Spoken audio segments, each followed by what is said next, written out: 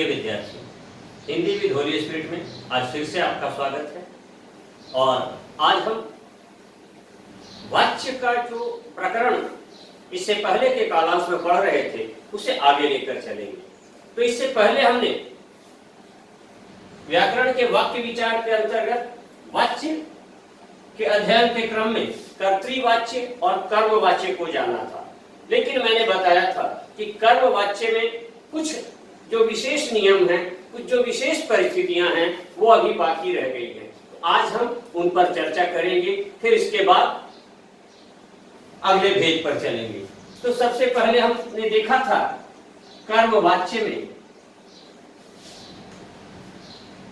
जो सामान्य नियम था कर्मवाच्य का, उसमें हमने क्या देखा था कि पहली शर्त क्या है कर्मवाच्य की, कि कर्म वाक्य में कर्म प्रधान होगा। दूसरी शर्त क्या थी, क्रिया का रूप निर्धारण अर्थात लिंग, वचन, पुरुष आदि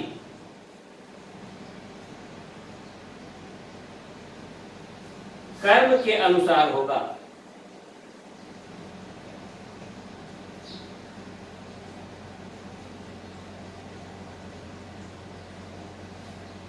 और तीसरी बात,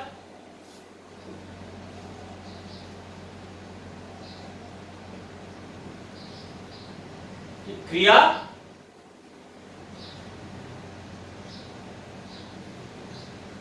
सदैव सकर्मक होगी।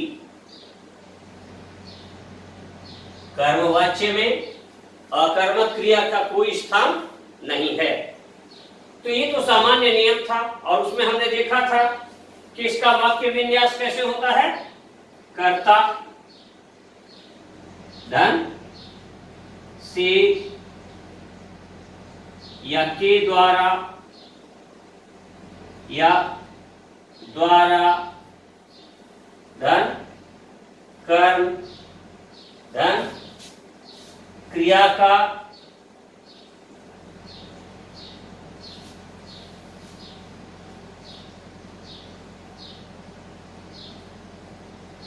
भूतकालिक रूप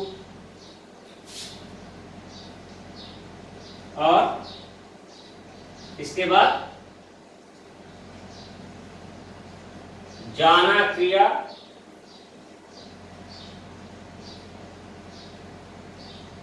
काल वचन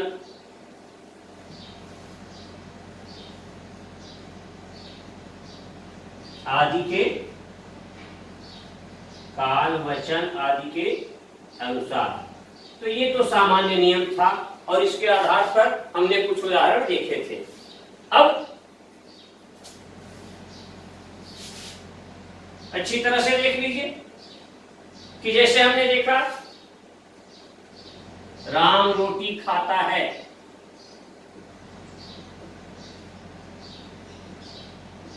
तो कर्मवाच्य में हमने क्या बनाया, राम के द्वारा रोटी खाई जाती है। अब यहां ये कर्तृवाच्य है, ये जो वाक्य है ये कर्तृवाच्य का है, तो यहां कर्ता की प्रधानता है, राम पुल्लिंग तो खाना क्रिया पुल्लिंग, पर यहां रोटी स्त्रीलिंग, तो इसके आधार पर क्रिया का स्त्रीलिंग रूप आ गया। पर अब हम चर्चा करेंगे कि कर्मवाच्य में और कौन सी विशेष परिस्थितियां होती हैं। तो ध्यान से नोट कर लीजिएगा कि कुछ ऐसी परिस्थितियां हैं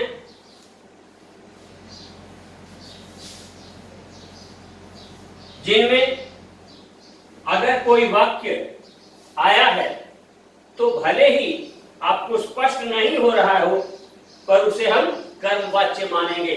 उसमें पहली परिस्थिति क्या है कि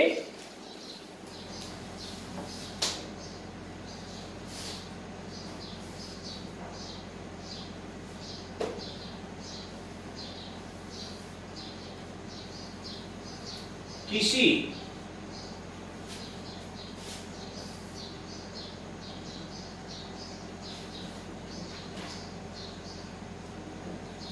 आकस्मिक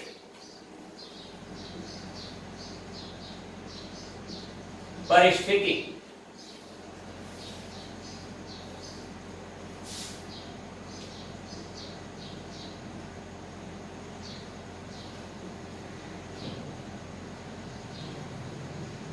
का बोध कराने वाली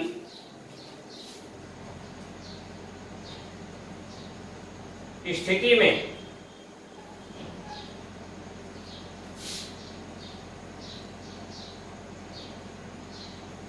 कर्मवाच्य होगा। आकस्मिक परिस्थिति, अचानक जो घटना घट जाती है, उस अगर ऐसी कोई बात आ जाए, जैसे ओले पड़ने लगे, ओले बता के नहीं पड़ते, आंधियां चलने लगी, आंधी भी बता के नहीं आती है, बारिश होने लगी, घटाएं छा गई, तो ये सारी स्थितियां जो हैं वो अचानक होने वाली है। ट्रेन दुर्घटनाग्रस्त हो गई, मिग विमान क्रैश हो गया, तो ये जो परिस्थितियां हैं अचानक घटती हैं, और इन सारी स्थितियों में जो वाक्य होगा वो जैसे वो क्या होगा, कर्मवाच्य का होगा। जैसे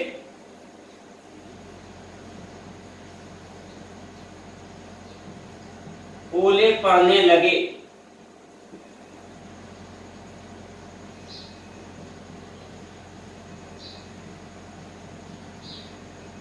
आंधियां चलने लगी,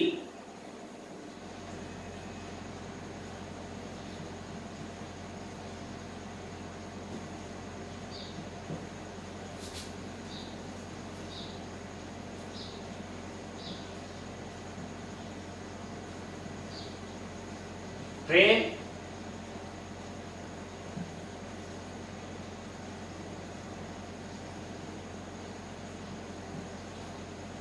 दुर्घटनाग्रस्त हो गई,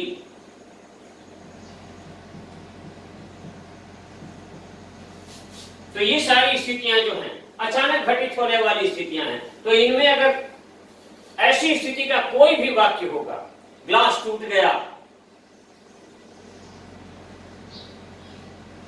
पांव फिसल गया, तो ये सारी स्थितियां जो हैं, ऐसी परिस्थिति में अचानक घटने वाली जो घटना होती है, ऐसे वाक्य अगर कहीं मिलेंगे तो उनको हम किसके अंतर्गत रखेंगे, कर्मवाच्य के अंतर्गत रखेंगे। तो एक परिस्थिति तो ये हो गई कि अचानक घटने वाली किसी घटना का जहां जिक्र होगा वहां पर कर्मवाच्य होगा। दूसरी स्थिति,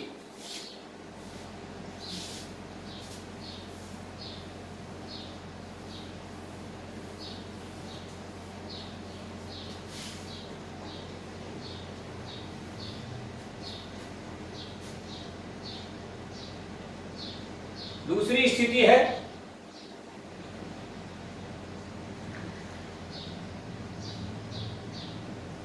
प्रशासनिक भाषा,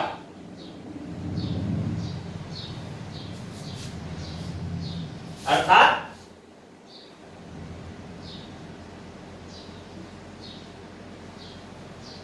शासकीय आदेश,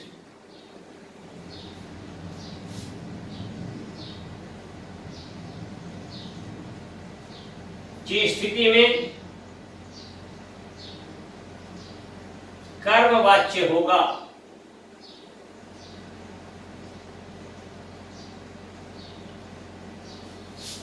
जैसे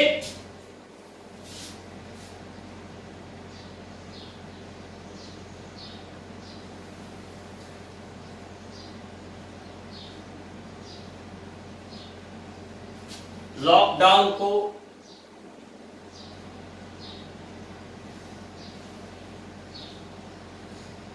31 मई तक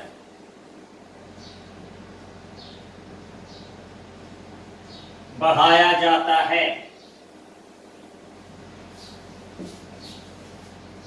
तो ये क्या है, प्रशासनिक आदेश है।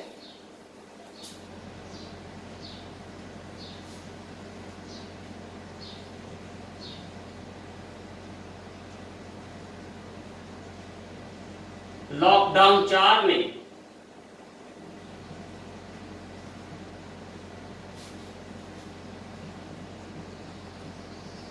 कुछ शर्तों के आधार पर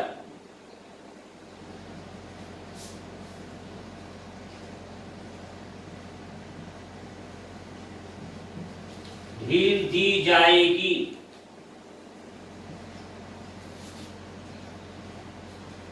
ऐसे ही एक उदाहरण और देखते हैं।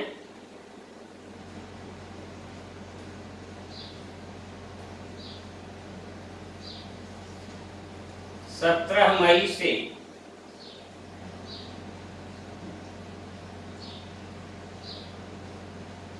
30 जून तक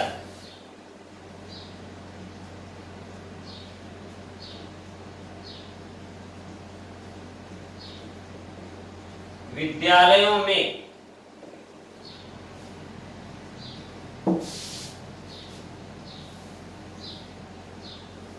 ग्रीष्मावकाश रहेगा।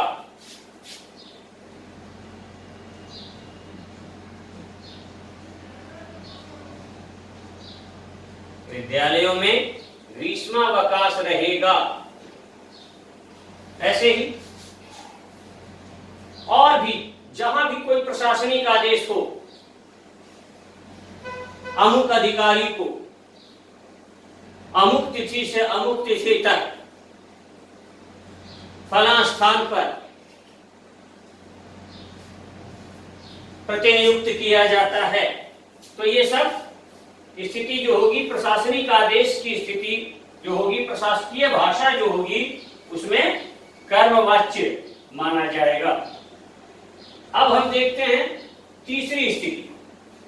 दो स्थितियां हमने देख ली कि अचानक घटित होने वाली कोई बात हो, अचानक घटित होने वाली घटना हो, कोई आकस्मिक घटना हो, उसका जिक्र करने वाला जो वाक्य होगा तो वहां क्या होगा, कर्मवाच्य होगा। दूसरी स्थिति जो प्रशासनिक भाषा होगी, यानी प्रशासनिक आदेश वाली जो स्थिति होगी, उसमें क्या होगा, कर्मवाच्य होगा। और तीसरी स्थिति, यदि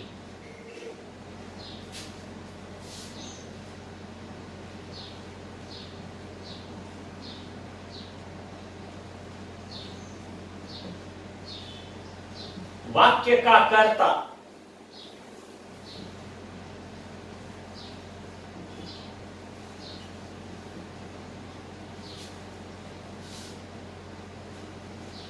समाज,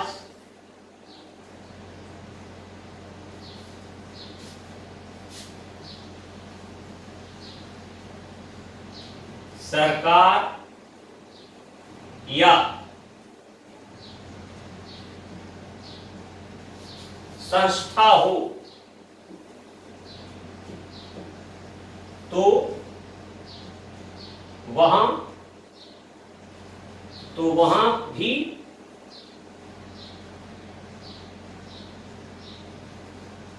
भी क्या होगा, तो वहां कर्मवाच्य होगा। कौन सी परिस्थिति, वाक्य का कर्ता कोई समाज हो, जैसे जैन समाज, सिख समाज, क्षत्रिय समाज, मुस्लिम समाज, है ना, माहेश्वरी समाज, आर्य समाज, ब्रह्म समाज, तो ये सब स्थितियां जो हैं, वैसी परिस्थिति में वे अगर कर्ता होंगे। दूसरी बात सरकार, जहां सरकार कर्ता होगी, और तीसरी बात कोई संस्था, इंस्टीट्यूशन, जहां पर तो ये तीन स्थितियां अगर आती हैं, तो इन स्थितियों में भी वाक्य का जो रूप है वो किसका माना जाएगा, कर्मवाच्य का। जैसे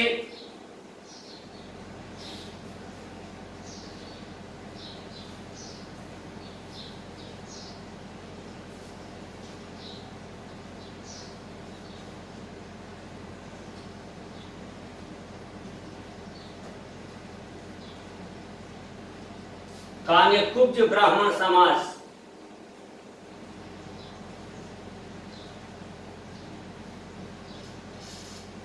की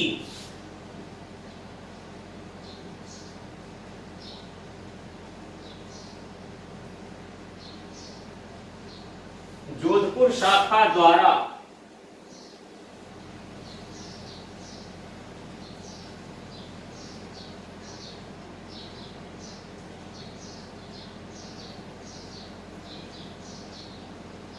कोरोना केयर फंड में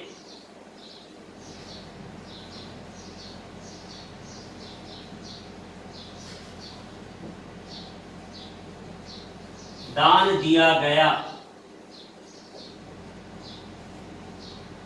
कोई भी राशि, है ना। तो ये कानिकुब्ज ब्राह्मण समाज क्या है? एक समाज है ना। जैसे पुष्करणा समाज जोधपुर के द्वारा सामूहिक विवाह का आयोजन किया गया, श्रीमाली समाज जोधपुर द्वारा, श्रीमाली ब्राह्मण समाज जोधपुर द्वारा बटुकों के यज्ञोपवीत संस्कार का आयोजन किया गया। तो ये सारी स्थितियां जो हैं समाज से संबंधित, ऐसी परिस्थिति में कौन सा वाच्य होगा? कर्म वाच्य होगा।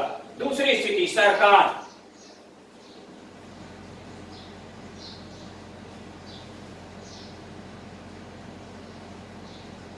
सरकार द्वारा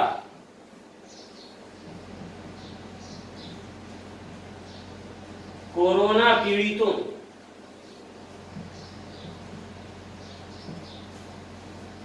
एवं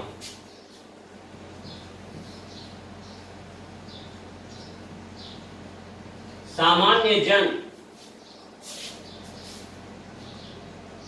के लिए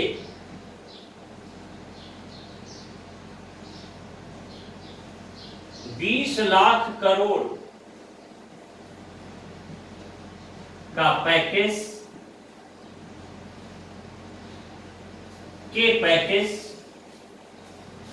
की घोषणा की गई। तो यहां सरकार की ओर से घोषणा की गई, सरकार के द्वारा लॉकडाउन को आगे बढ़ाया गया, सरकार के द्वारा शिक्षा विभाग में, राजस्थान सरकार द्वारा शिक्षा विभाग में 4000 नई भर्तियां करने की बात कही गई। तो ये सारी स्थितियां जो हैं इनमें कर्मवाच्य होगा। और तीसरी स्थिति होली स्पिरिट क्या है? एक इंस्टीट्यूट है, एक संस्था है की ओर से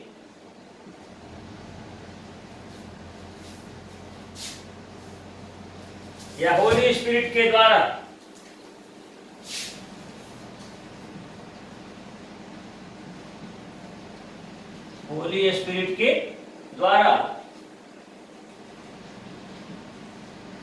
ऑनलाइन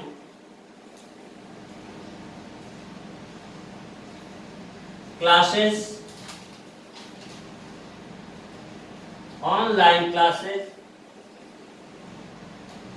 चलाने की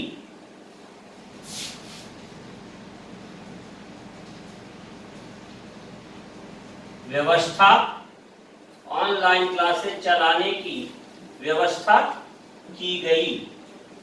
तो यहां पर संस्था हो गई, है ना। तो ऐसी परिस्थिति में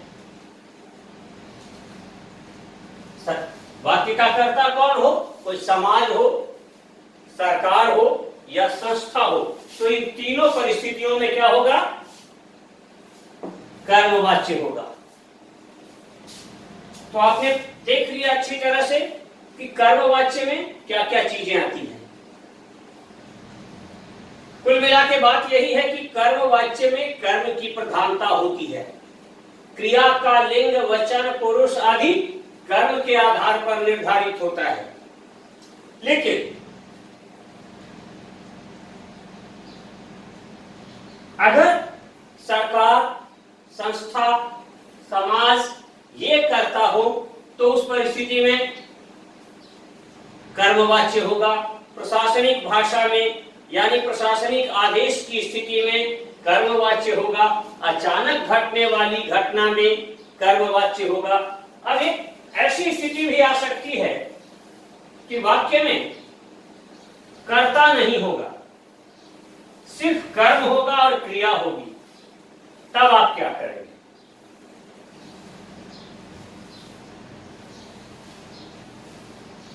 जैसे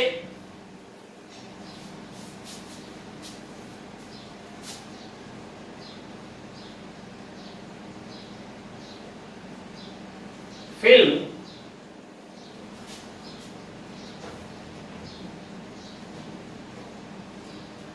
रिलीज हो गई,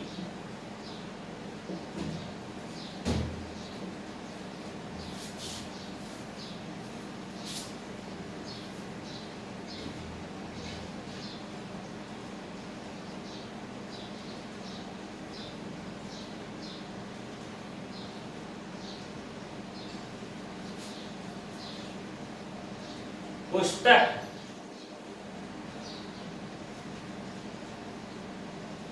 या फिल्म रिलीज की गई, पुस्तक पढ़ी गई,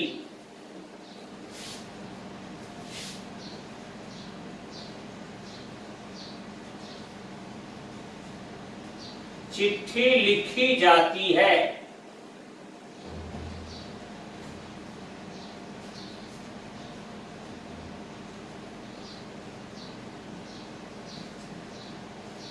दूध पिया जाता है,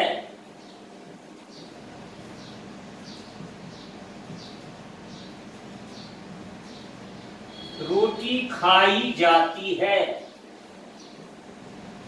इन सारी स्थितियों में भी कर्मवाच्य होगा।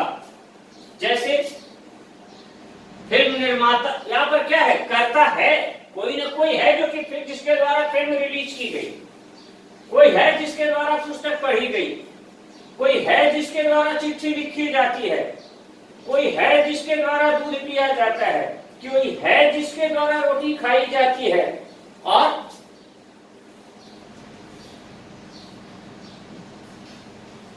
नाटक का मंचन किया जाएगा। तो कोई है जिसके द्वारा नाटक का मंचन किया जाएगा, तो कर्ता यहां गौण है। पर ऐसी सारी परिस्थिति में, जैसे कलाकारों द्वारा या नूपुर संस्था द्वारा नाटक का मंचन किया जाएगा, सलमान खान द्वारा फिल्म रिलीज की गई, रमेश द्वारा पुस्तक पढ़ी गई, रजिया द्वारा चिट्ठी लिखी जाती है, कृष्ण द्वारा दूध पिया जाता है, सीता द्वारा रोटी खाई जाती है। तो ये चीजें यहां गौण हैं, कर्ता का रूप गौण है, लेकिन सिर्फ कर्म और क्रिया आई हुई है। और क्रिया किसके आधार पर हो रही है? कर्म के आधार पर। देख रहे हैं आप कि फिल्म स्त्रीलिंग है तो रिलीज किया गया नहीं, रिलीज की गई। पुस्तक स्त्रीलिंग है तो पुस्तक पढ़ी गई। चिट्ठी स्त्रीलिंग है तो चिट्ठी लिखी जाती है। दूध पुल्लिंग है, ये सब कर्म है तो दूध पिया जाता है। रोटी स्त्रीलिंग है तो रोटी खाई जाती है। नाटक पुल्लिंग है तो मंचन किया जाएगा, की जाएगी नहीं, किया जाएगा। तो ऐसी सारी परिस्थितियों में भले ही कर्ता गौण हो, पर अगर कर्म और क्रिया के आधार पर ही वाक्य बन रहा है तो इन परिस्थितियों में क्या होगा? कर्मवाच्य होगा। अब हम वाच्य का तीसरा भेद देखते हैं।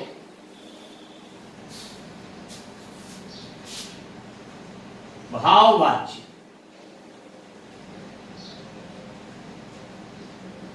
तो इससे पहले हमने देखा कर्तृवाच्य में कर्ता की प्रधानता थी, कर्मवाच्य में कर्म की प्रधानता थी। तो निश्चय है कि भाववाच्य में किसकी प्रधानता होगी? भाव की प्रधानता होगी। तो इसकी परिभाषा हम इस प्रकार ले, वाक्य के जिस रूप में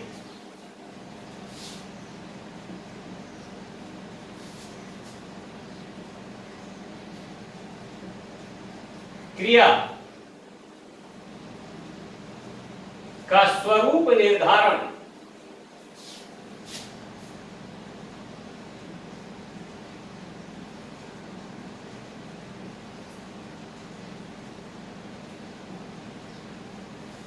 कर्ता या कर्म के आधार पर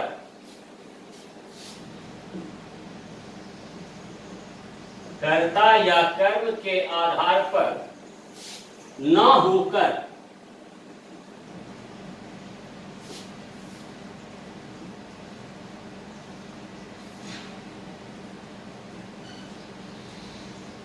भाव के आधार पर हो,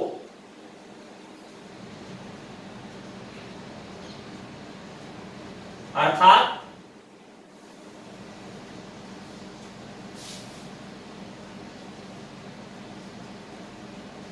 जिस वाक्य में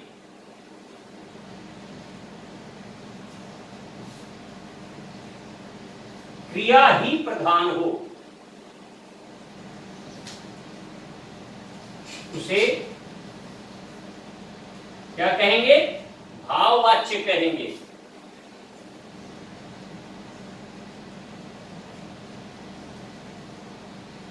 उसे भाववाच्य कहते हैं।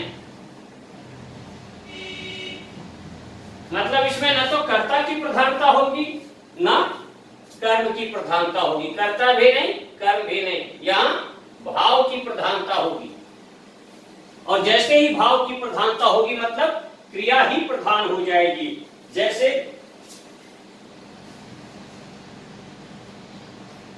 हम कर्तृवाच्य में देखते हैं, रमेश पढ़ता है, तो यहां क्या हो जाएगा?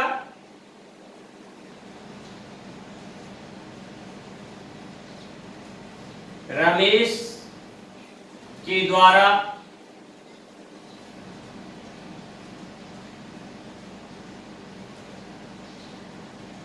पढ़ा जाता है। अब कर्मवाच्य में और भाववाच्य में एक बारीक सा अंतर है। आप कहेंगे कि कर्मवाच्य में भी तो आपने ऐसे ही किया था कि राम के द्वारा रोटी खाई जाती है, सीता के द्वारा दूध पिया जाता है, तो यहां भी आप कह रहे हैं रमेश के द्वारा पढ़ा जाता है।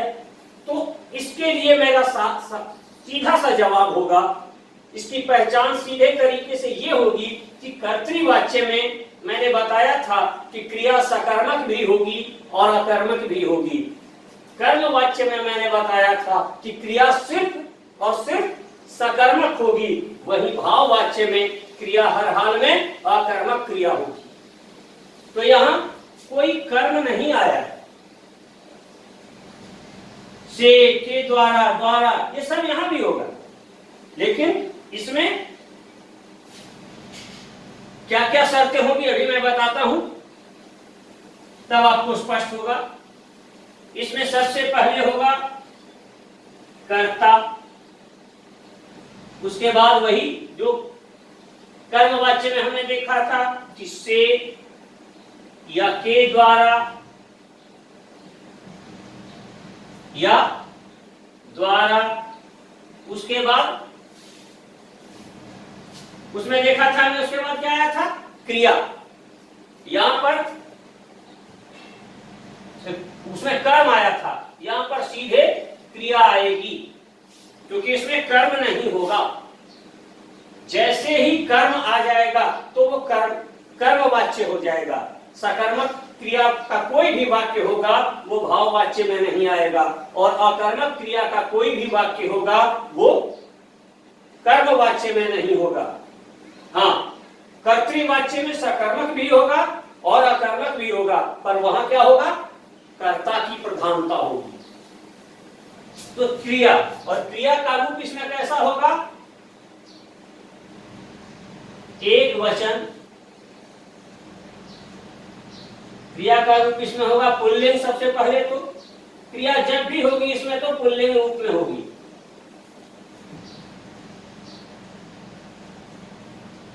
पुल्लिंग, एक वचन और अन्य पुरुष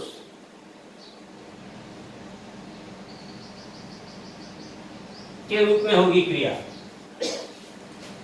पुल्लिंग, एक वचन और अन्य पुरुष, ये रूप होगा इसका। तो सबसे पहले कर्ता, उसके बाद से या के द्वारा या द्वारा, उसके बाद सीधे क्रिया। और क्रिया कैसी होगी? क्रिया का रूप कभी भी स्त्रीलिंग नहीं बनेगा। जैसे रोटी खाई गई नहीं, पुस्तक पढ़ी गई नहीं, पुस्तक पढ़ा गया। और एक वचन, पढ़े गए नहीं, पढ़ी गई नहीं, है ना। जब भी होगा तो एक वचन होगा और हमेशा उसका जो रूप होगा वो अन्य पुरुष का रूप होगा। जैसे हम उदाहरण देखते हैं, और सबसे पहले उदाहरण देखने से पहले सबसे पहले हमने परिभाषा देख ली कि वाक्य के जिस रूप में क्रिया का स्वरूप निर्धारण कर्ता या कर्म के आधार पर न होकर भाव के आधार पर हो, अर्थात जिस वाक्य में क्रिया ही प्रधान हो उसे भाववाच्य कहते हैं। जहां भाव की प्रधानता होगी मतलब क्रिया ही प्रधान हो जाएगा। और इसका ये वाक्य विन्यास का नियम क्या होगा? कर्ता प्लस से प्लस या के द्वारा या द्वारा प्लस क्रिया, और क्रिया का कैसा रूप होगा? पुल्लिंग, एक वचन, अन्य पुरुष। अब इसकी शर्तें क्या होंगी? जैसे मैंने उसमें तीन शर्तें बताई थी आपको, वैसे इसकी शर्तें बताता हूं मैं आपको कि इसकी पहचान क्या होगी। वाक्य का स्वरूप तो ये होगा, और इसकी पहचान क्या होगी? परिभाषा ऊपर आपने लिख ली थी। इसकी सबसे पहली पहचान होगी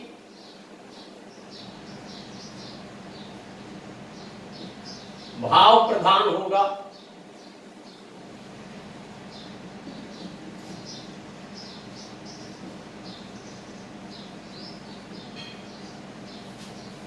क्रिया सर्वथा पुल्लिंग, एक वचन और अन्य पुरुष रूप में होगी।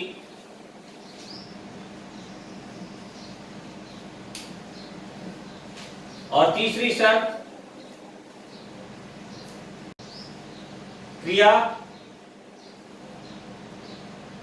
हमेशा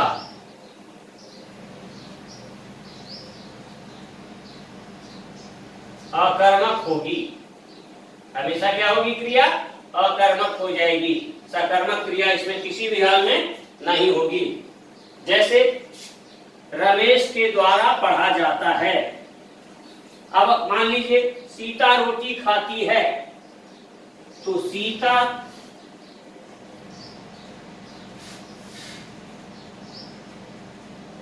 या सीता खाती है, पहले तो हम अकर्मक क्रिया देखें। सीता खाती है, तो इसका हम क्या बनाएंगे? अगर कर्तृवाच्य में है सीता खाती है, अब इसका हम अगर वाच्य परिवर्तन करेंगे,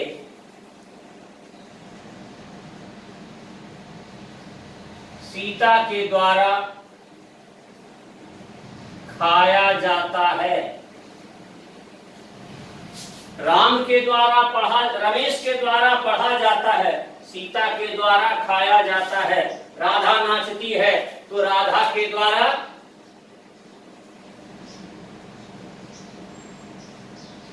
नाचा जाता है। अब मतलब इसमें क्या होगा? क्रिया का रूप जो होगा वो हमेशा अकर्मक क्रिया होगी। पर मान लीजिए आपके सामने वाक्य आ जाता है, इसका एक नियम मैं बता रहा हूं कि अगर ऐसी परिस्थिति आ जाए कि आपके सामने कोई कर्तृवाच्य का वाक्य आता है कि राम पुस्तक पढ़ता है। अब इसका कर्मवाच्य अगर हम बनाएंगे तब तो क्या होगा? राम के द्वारा पुस्तक पढ़ी जाती है, लेकिन भाववाच्य बनाएंगे तो अगर इसका परिवर्तन हम भाववाच्य में करेंगे तो क्या होगा? ये तो सकर्मक क्रिया वाला वाक्य है। राम पढ़ता है नहीं, राम क्या पढ़ता है? यहां कर्ता भी है, कर्म भी है और क्रिया भी है। और मैंने अभी क्या बताया कि भाववाच्य में कर्म नहीं होगा, तो कर्म नहीं होगा और यहां है तो हम क्या करेंगे? इसका एक नियम है, यदि इसका नियम नोट कर लीजिएगा, यदि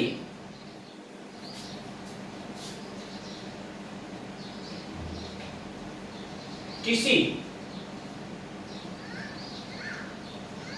सकर्मक क्रिया,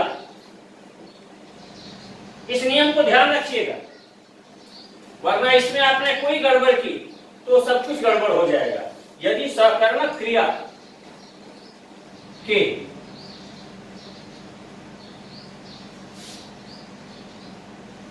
किसी वाक्य का रूपांतरण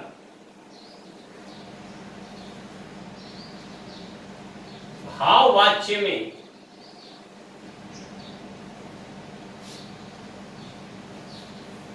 किया जाएगा तो वहां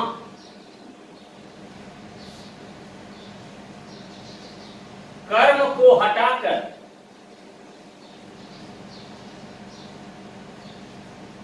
क्रिया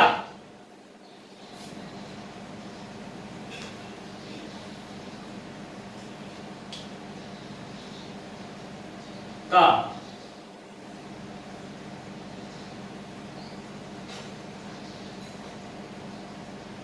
निषेध सूचक रूप होगा।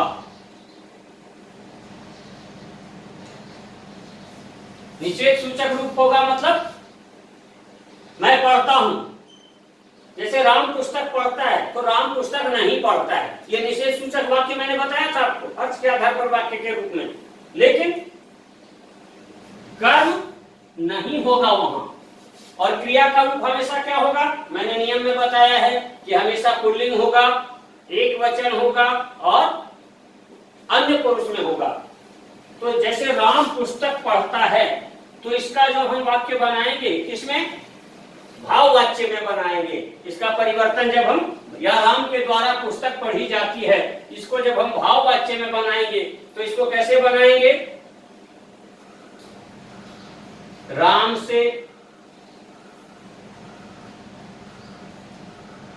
पढ़ा नहीं जाता, सीता तेज चलती है, या सीता धीरे बोलती है। मान लीजिए वाक्य है सीता धीरे बोलती है, तो इस वाक्य के साथ कर्म लगा हुआ है, तो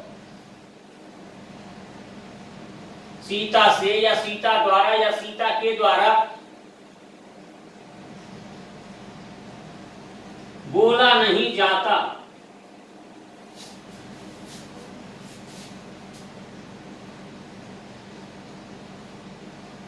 हरीश पहाड़ पर चढ़ता है, तो इसका आप क्या बनाएंगे? ध्यान से देखिए, अब मैं समझ से आप समझ गए होंगे कि हरीश से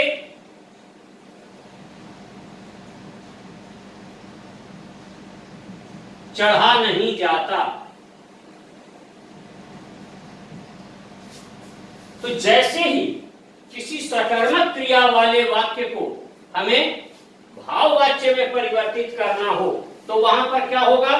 कर्म हट जाएगा और वाक्य क्रिया जो होगी वो निषेध सूचक हो जाएगी। वाक्य का जो रूप होगा वो कैसा हो जाएगा? निषेध सूचक हो जाएगा। तो ये नियम आपने देख लिया, पर ध्यान रहे निषेध सूचक वाक्य तभी बनेगा जब सकर्मक क्रिया के किसी वाक्य का हम भाववाच्य में परिवर्तन कर रहे हैं। अगर अकर्मक क्रिया का कोई वाक्य हो, जैसे मोर नाचता है, आकर्मक क्रिया है।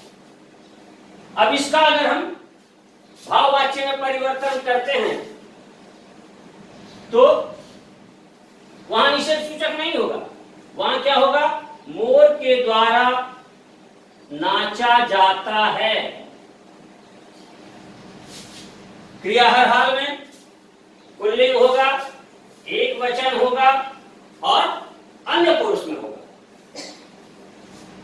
तो यहां पर हम देख रहे हैं कि अगर सकर्मक क्रिया का वाच्य परिवर्तन करके हम भाववाच्य में लाएंगे तो वाक्य को हम कैसा बनाएंगे, निषेध सूचक। और अगर अकर्मक क्रिया का कोई वाक्य होगा तब वाक्य विधान वाचक ही रहेगा, विधानार्थक ही रहेगा, उसमें कोई परिवर्तन नहीं होगा। बस क्या होगा, के द्वारा लग जाएगा और क्रिया का एक वचन पुल्लिंग और अन्य पुरुष रूप लग जाएगा। जैसे मोर नाचता है, मोर के द्वारा नाचा जाता है। बच्चे खेलते हैं, बच्चों के द्वारा खेला जाता है।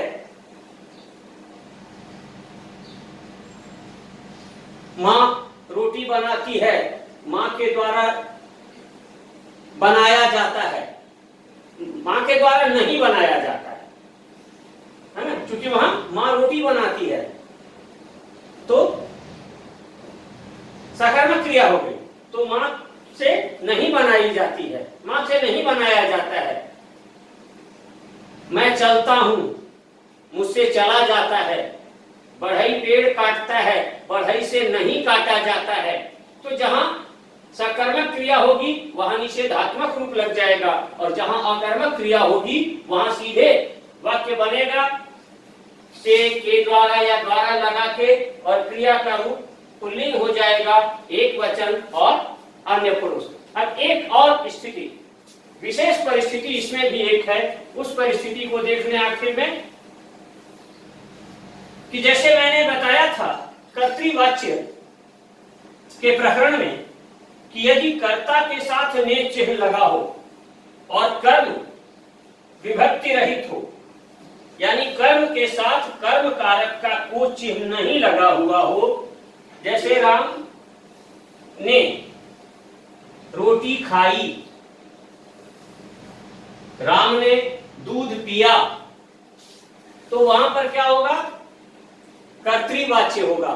लेकिन अगर ऐसी स्थिति आ जाए, इस विशेष स्थिति को देख लेना आप,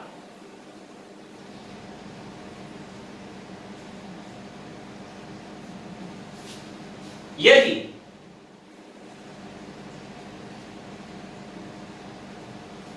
कर्ता और कर्म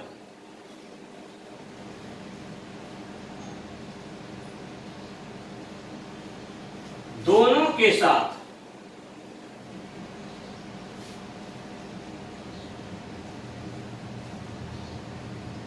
विभक्ति चिन्ह जुड़ा हो तो वहां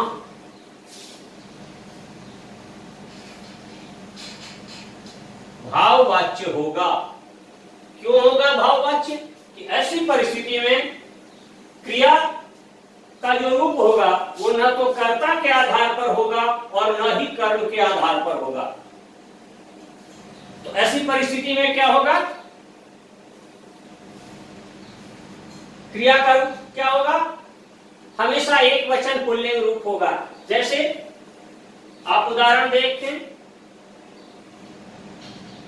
कृष्ण ने कंस को मारा, तो यहां कृष्ण भी पुल्लिंग है, कंस भी पुल्लिंग है और क्रिया भी पुल्लिंग है।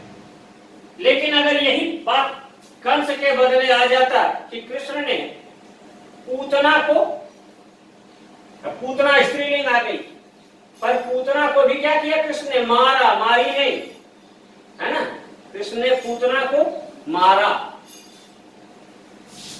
पर अगर इस तरह से आ जाए, दुर्गा ने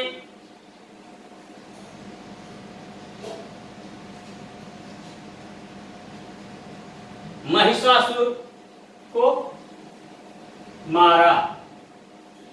अब दुर्गा स्त्रीलिंग है, महिषासुर पुल्लिंग है, लेकिन क्रिया का रूप पुल्लिंग ही बन रहा है ना। कृष्ण ने कंस को मारा तो भी, और कृष्ण ने पूतना को मारा तो भी।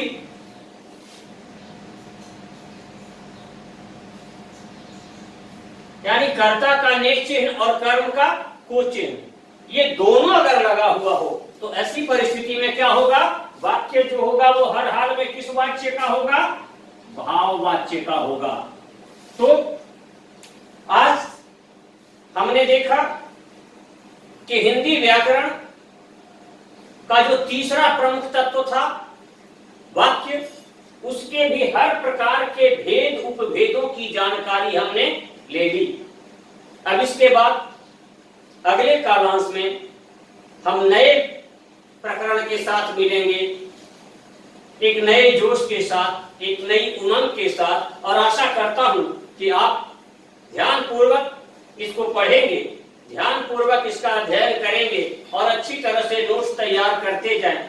मैं बीच बीच में आपका टेस्ट भी लूंगा, ऑनलाइन टेस्ट ही लूंगा मैं आपका, और आप इसको अच्छी तरह से पढ़ें, ध्यान पूर्वक पढ़ें, और इधर उधर के किसी नोट्स के चक्कर में नहीं रहें, किसी पासबुक के चक्कर में नहीं रहें, क्योंकि पासबुक में जो आपको बातें मिलेंगी, नोट्स में जो बातें मिलेंगी, उन बातों में निर्जीवता होगी। यहाँ जो सजीव रूप में आपको बताया जा रहा है, एक एक बात को बारीकी से मंथन करके आपके सामने रखा जा रहा है, तो आप इसका लाभ उठाएं और अधिक से अधिक अंक प्राप्त करें। हमारी यही शुभकामना है। धन्यवाद।